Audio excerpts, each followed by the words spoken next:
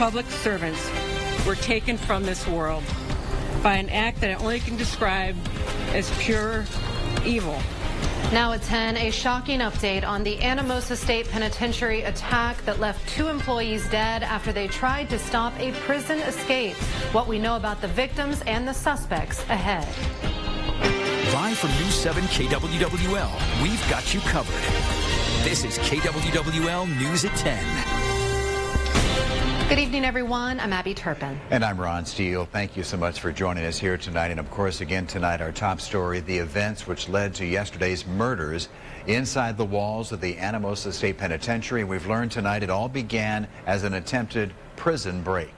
2 prisoners at the facility in Jones County and the community of Anamosa assaulted and killed 2 longtime staff members. One was a registered nurse there at the prison, the other a veteran corrections officer. And investigators say this was a planned escape attempt by 2 inmates who were lying about repairing something near the break room inside the infirmary. They had 2 hammers and a grinder, which is like a big nail file. They used those tools to assault and kill 2 prison staffers and then break a window and try to file down the metal bars. Have these 2 people taken from us in an act of senseless violence is nothing short of tragic. And Governor Kim Reynolds starting her Wednesday press conference offering support to the Anamosa community after yesterday's attack. This is an extremely difficult situation. You've lost 2 of your own, and I want you to know that all of us stand united and ready to support you. And tonight we do have Team 7 coverage. Now, KWWL's Travis Breeze was at the press conference earlier today. Vinnie Lowry live in the studio. Let's begin by sending things over to Travis Breeze, who's been talking with the corrections community after losing one of their own.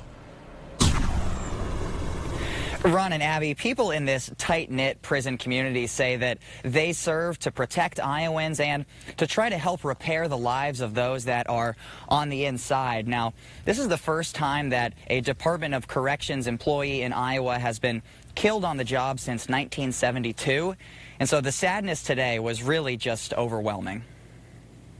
It hurts. When you lose a coworker, it always hurts. Current and former staff members, along with their families, showed up in numbers on Wednesday to honor Nurse Lorena Schulte and Corrections Officer Robert McFarland, who died on Tuesday. To have these 2 people taken from us in an act of senseless violence is nothing short of tragic. Mike Trent worked at the Anamosa prison from 1989 to 2017. He always wanted to see inmates change for the better. And a lot of them turn their lives around, we hope. Investigators say an inmate from Waterloo, McKinley Roby, tried to stop the violence, which Trent says is admirable. He might have been doing time, but he's still a decent human being. Officials are motivated to finish this investigation and prevent future attacks. Our commitment to our mission has not wavered. Community members say Schulte and McFarland are 2 names they'll never forget and know the healing process will be a long one. As always, time will heal. We'll never forget. And continue on. That's all you can do. Inmates who did this, the 2 inmates who did this, Thomas Woodard and Michael Dutcher, also assaulted a 3rd staff member named Lori Matthias. Now, investigators say that the only reason that Matthias was able to survive was because Schulte and McFarland intervened. They called the 2 fallen staff members true heroes in the news conference today. Live in Anamosa, Travis Breeze, News 7, KWWL. Travis, thanks for the update. Officials say the prison right now has been kind of on a degree of lockdown, they say, since the attack, which essentially means that the prisoners at Anamosa right now really have restricted movement throughout the cell blocks. And we have learned more about the 2 inmates today. Back in 2014, Michael Dutcher robbed a bank in Holstein and was arrested in Sioux City. A jury found him guilty in 2015 of robbery in the 1st and 2nd degree and ongoing criminal conduct, and he had been serving a 50-year sentence. The other inmate, Thomas Woodard, robbed and burglarized a home in Sioux City, and at that time he actually taped a woman there to a chair. That happened in 2014. He was found guilty in 2017 of first-degree robbery and burglary, and he was serving a 25-year prison term at Anamosa.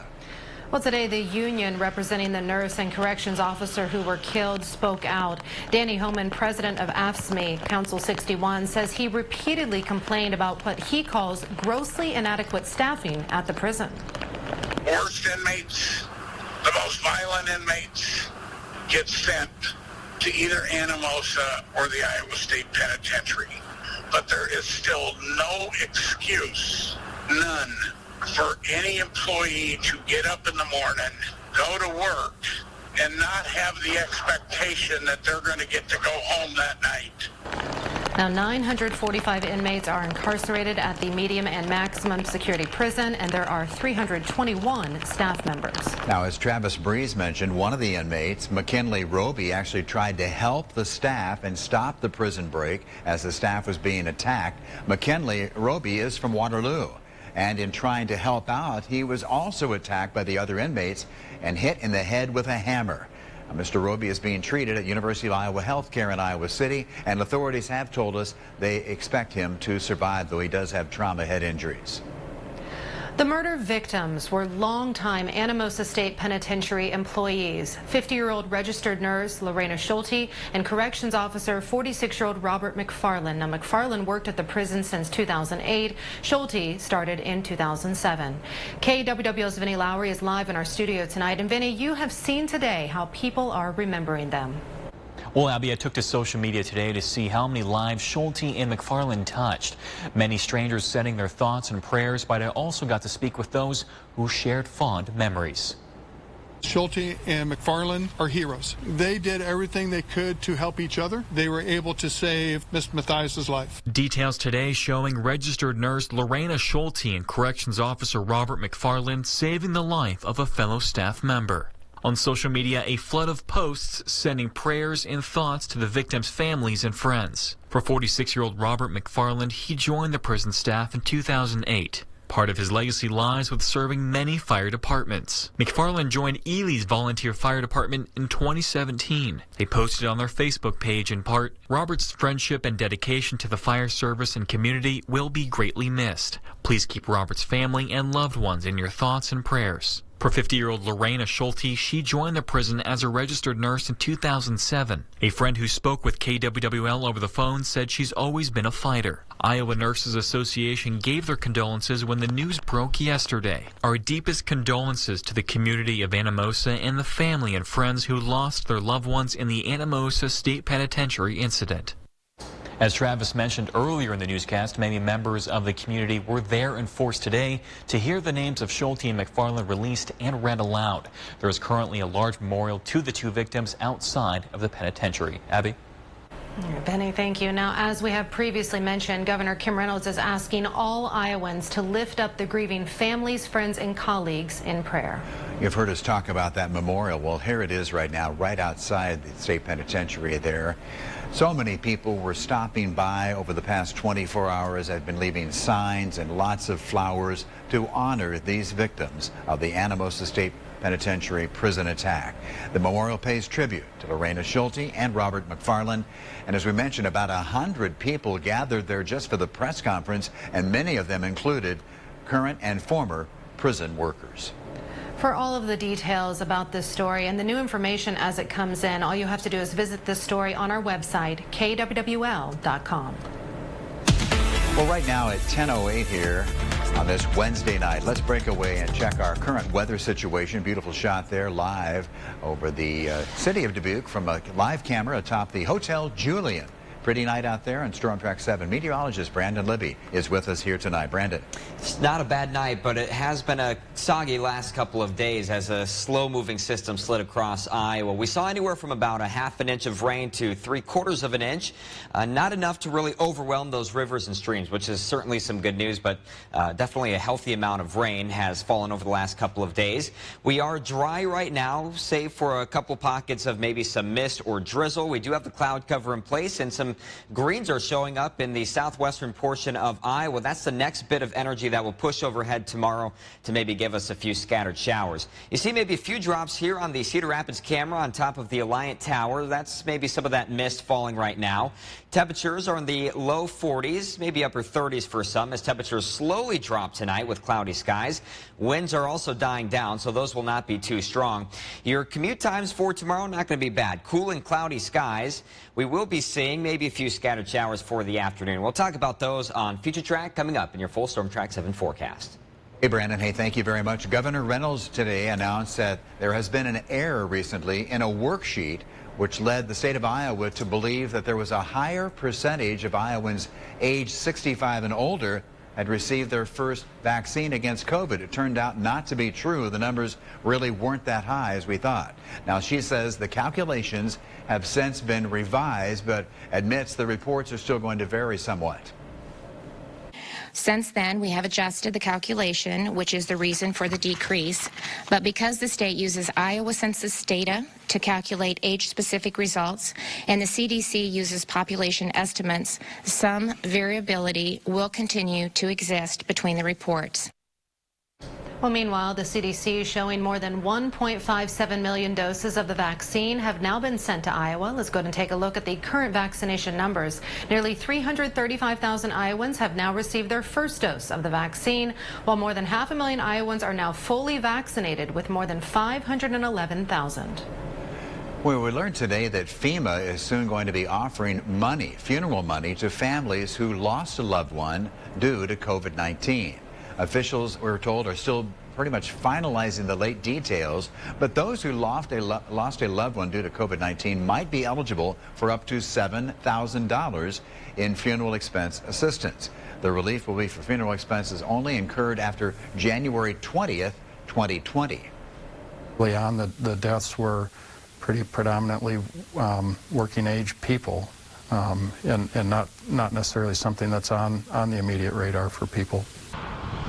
Now, FEMA has not yet released any real specifics on how to make your application. They say, though, in order to qualify, you'll need to have a death certificate which indicates that COVID-19 indeed was the cause of death for your loved one. Well, in the last 24 hours, Iowa showing more than 700 new cases of COVID-19. Nearly 600 recoveries also being reported throughout the state. 6 additional deaths being reported. The state death toll is now at 5,689 people. Hospitalizations continuing to climb, now back over 200. Here are tonight's local and area county cases. Blackhawk did add 22 cases in the last 24 hours, 18 out of Dubuque County, 20 out of Lynn County. New cases out of Johnson County, 31 today. We wanted to mention this. 1 year ago today, Iowa Public Health announced the first death of an Iowan due to COVID-19. The individual was between 61 and 80 years old and lived in Dubuque County. Well, coming up here tonight, the latest on the Biden administration's efforts to reduce the migration on the U.S.-Mexican border. More on that coming up right here in just a few minutes.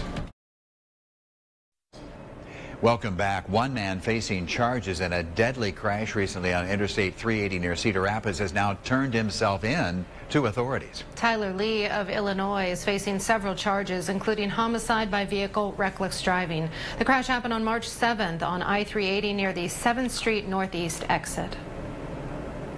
Continuing coverage here tonight at 10 as President Joe Biden today appointed Vice President Kamala Harris to lead the efforts to reduce migration across the U.S.-Mexico border. The major focus, we're told, will be working to improve conditions in those countries so that the migrants aren't so motivated to make the dangerous trek to the United States. And the reason why so many people were leaving, we learned, was that not only gang violence and trafficking cartels, but natural disasters, hurricanes, floods, earthquakes. Now, NBC News reporting tonight that more than 15,600 children traveling by themselves are now in U.S. facilities. That's as of Sunday night. And a White House delegation, along with some lawmakers, toured a border facility housing migrant children. Today, 766 minors are being housed there, down from 800. Now, officials say it has never reached its capacity of 952. A little more than 100 children tested positive for COVID-19 upon arrival and are in isolation dormitories. Discouraging economic news tonight out of eastern Iowa. We've learned that Toyota Financial Services is going to be relocating its Cedar Rapids Customer Service Center. That will affect 600 area jobs. Now, Toyota says it's consolidating its customer service centers from 6 down to just 3 locations over the next 2 years. Officials say every employee in good standing will be offered positions at one of the new locations. Turning now to the full forecast, we'll send things to Storm Track 7 meteorologist Brandon Libby. Today is day 3 of Severe Weather Awareness Week in Iowa. Today's topic is tornadoes, and it's inevitable that we're going to see watches and warnings issued this spring. Make sure you know the difference. A watch means to be prepared. Conditions are favorable for tornadoes to form. And, of course, a warning happens when a tornado is spotted or it's indicated by radar. That means it's happening right now, and you want to take action. A third kind of alert is going to be a tornado emergency. These are really rare, but this means that there is a severe threat to human life and catastrophic damage. That typically happens with the high-end tornadoes that are confirmed on the ground. That's when you really want to take action. And you want to make sure that you are not relying on tornado sirens alone. They're only meant for people outdoors, of course. They're not meant to be heard inside. They're not meant to wake you up at night, and they are not even sounded by the National Weather Service. Counties differ in their sounding guidelines. That's why you want to make sure you have a weather radio at home, or a phone is much better than relying on tornado sirens. So just make sure you have a way to get warned. Now, as far as tonight, it's pretty quiet out there. No severe weather, of course. We do have mostly cloudy skies in place, but not a whole lot of rain falling right now.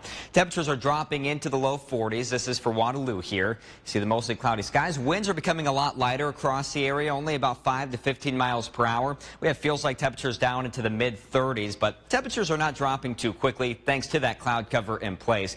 And there's the cloudy skies. Maybe a few pockets of drizzle for tonight, but nothing that's going to measure or accumulate, I think, for the overnight hours. So overall, we'll call it a dry night.